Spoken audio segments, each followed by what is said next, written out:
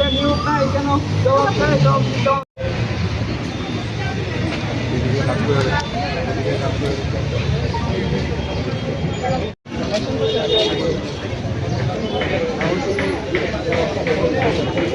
Sir ঠিক আছে sir, আপনার স্যার দেখুন এখন জীবন যখন অনিশ্চয়তার মধ্যে স্যার, ঠিক আছে, জীবন যেখানে অনিশ্চয়তা, কষ্ট করে পড়াশোনা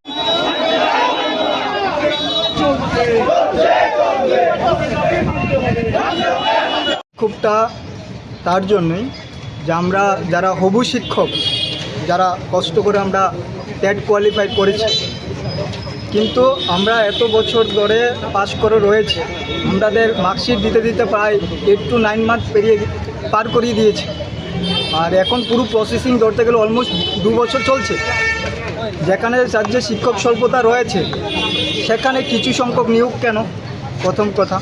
দ্বিতীয়ত হচ্ছে তাহলে কিছু সংখ্যক যখন নিয়োগ করছেনই, আমাদের জাস্ট ছোট্ট একটা দাবি যে বাকি যারা রয়েছি আমরা তাদেরকে কবে নাগাদ নিয়োগ করবেন আমাদেরকে সেই আশ্বস্তটুকু পেতে চাই।